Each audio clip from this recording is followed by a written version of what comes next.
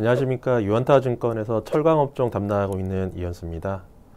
금일은 철강업종 중에 대표 종목인 이제 포스코 홀딩스 1분기 이제 실적 리뷰 자료에 대해서 말씀드리도록 하겠습니다. 자세한 내용은 자료와 함께 말씀드리겠습니다.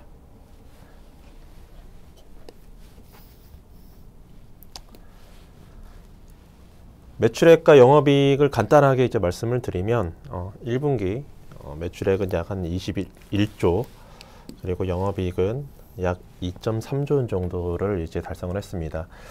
잠정 실적은 이제 4월 초에 이미 이제 발표를 했고요. 이번에는 조금 더 자세한 내용으로 기업이 이제 실적 발표를 한 겁니다. 재추정치가 약 한 1.7조 원 정도 됐었습니다. 그리고 이제 시장 기대치, 저희가 이제 컨센서스라고 이야기하죠. 컨센서스도 역시도 한 1.7조 원 정도 됐었는데 이거를 상회하는 호실적을 이제 기록을 했습니다. 어떻게 이런 호실적이 나올 수 있었느냐라고 했을 때, 이 포스코가 이제 포스코 홀딩스가 됐죠. 이제 지주사 전환을 했습니다. 이제 여기서 말하는 포스코 1분기 영업이익은 이번에 물적 분할한 국내 포스코 사업 부분이다, 철강 사업 부분이다라고 보시면 됩니다. 이쪽을 이제 따로 추정을 하는데 실적을 한 1.2조 원 정도 영업이익이 나왔습니다. 제가 한 1.1조 원 정도 봤으니까 한 1,000억 원 정도 잘 나온 거예요. 그래서 이제 이 정도는 뭐 큰 차이면 차이고 뭐 아니면 아닐 수 있는데 어쨌거나 뭐 1.1조랑 1.2조 한 1,000억 원 정도 차이 납니다. 근데 연결로 놓고 봤을 때는 큰 차이가 났단 말이에요. 즉 무슨 얘기냐면은 국내 이제 포스코 철강 사업 부분 외에 다른 부분에서 실적이 잘 나왔다고 이제 보시면 됩니다. 그럼 어디서 잘 나왔을까라고 했을 때는 해외 철강 부분, 그리고 이제 포스코 인터내셔널 상장사죠. 포스코 인터내셔널 이쪽 무역 부분의 영업이익 규모가 생각보다 상당히 크게 잘 나왔습니다. 그래서 전체적인 이익이 한 2.3조 원 정도 나왔는데 뭐 일회성이 있던 거 아니냐 뭐 이런 이야기가 있었습니다. 근데 이제 제가 내용을 좀 살펴보면 일회성이 아닌 업황 개선에 따른 해외 철강 부분 실적 호조, 그리고 이제 무역 부분, 트레이딩 부분이 마진율이 그렇게 크진 않아요. 잘 아시다시피 상사업이 마진율이 로싱글입니다. 근데 이제 뭐 당연히 로싱글이긴 하지만 워낙 이제 매출액 규모가 크기 때문에 거기서 영업이익률이 조금만 움직여도 이제 절대적인 영업이익이 커지는데요. 이번에 이제 영업이익률이 좀 커졌다. 상품을 트레이딩하는 과정에서 상품 가격이 올라가는 구간에서는 당연히 이제 트레이딩 부분이 이익이 날 수밖에 없는 그런 상황입니다. 근데 기대치를 좀 상회를 했다라고 이제 보시면 됩니다. 앞서 말씀드린 것처럼 1분기에 해외 철강 부분이 좋았는데 2분기 역시도 이제 철강 부분이 좀 좋을 걸로 보입니다. 포스코가 이제 고로가 포항이랑 광양에 있는데요. 이제 광양 이제 4고로가 이제 개수가 뭐냐면은 이제 고로를 완전히 이제 셧다운 시키고 안에 뇌화물 교체라던가 이런 것들을 이제 진행하는 건데요. 약 한 4개월 정도 진행을 합니다.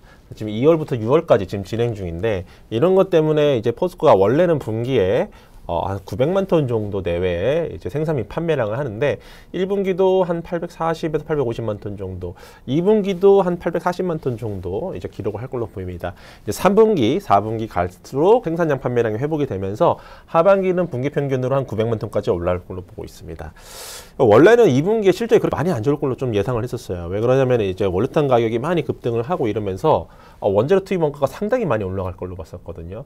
그리고 판매 단가죠. 이제 탄소광이라고 하는 이제 제품 이제 군을 이야기하는 건데 판매 단가도 올라는 갈 것이다. 근데 이제 원재료 가격이 예를 들어서 막 이런 기울기로 올라가면 판매 단가는 이런 기울기로 올라가면서 요 차이를 저희가 스프레드라고 표현을 하는데 이게 많이 축소가 되면서 이제 예를 들면은 제품 가격은 이렇게 올라가는데 원가가 이렇게 올라가면은 이제 스프레드가 축소가 되지 않습니까? 그래서 이제 이런 것 때문에 실적이 많이 안 나올 거다라고 생각을 했는데 생각보다 2분기 때 판매 단가 인상 폭이 클 걸로 보입니다.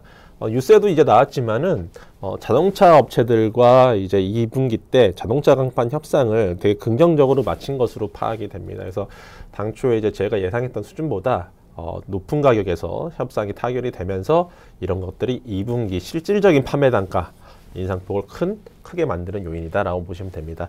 단 전분기 대비로는 좀 줄 거예요. 줄더라도 예상보다 덜 준다라는 게 여기서 포인트라고 보시면 됩니다.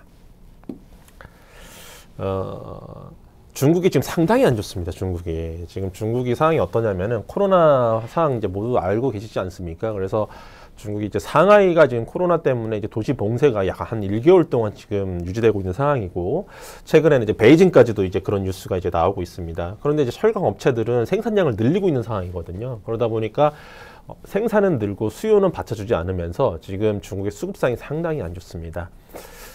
그래서 지금이 이제 최악이라고 좀 할 수 있는 그런 과정인데, 물론 이제 이게 중국의 코로나 상황이 잡힐 거다 안 잡힐 거다 이걸 예견하기가 좀 쉽지 않고 속단하기도 좀 어려운 상황이지만, 그래도 하반기에는 중국의 이제 코로나 상황이 좀 완화되지 않을까라는 기대감을 좀 가져보는 게 맞지 않나.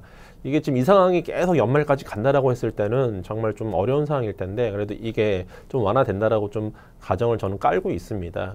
그럴 시에는 하반기에는 생산량이 올라가는 그런 이제 속도는 좀 줄어들고, 수요는 하반기 때 본격적으로 올라오면서, 그러면서 이제 중국 쪽이 상반기보다는 하반기 때 이제 코로나 상황이 완화될 경우, 참 이게 중요한데 완화가 돼야 되죠. 수요가 회복하고 생산량 증가는 상대적으로 더디게 나타나면서 하반기는 상당히 상반기보다 괜찮을 것이다 라는 생각을 하고 있습니다. 네, 오늘은 포스코 홀딩스에 대해서 이제 말씀을 드렸습니다. 국내를 대표하는 이제 철강 업종 중에 하나인데요. 지금 중국 업황이 그렇게 좋지는 않습니다만은 하반기에는 좀 좋아질 거라는 기대감을 갖고 포스코 홀딩스에 대해서도 좀 긍정적으로 좀 접근해 볼 만한 시기이지 않을까, 그렇게 판단을 하고 있습니다. 감사합니다.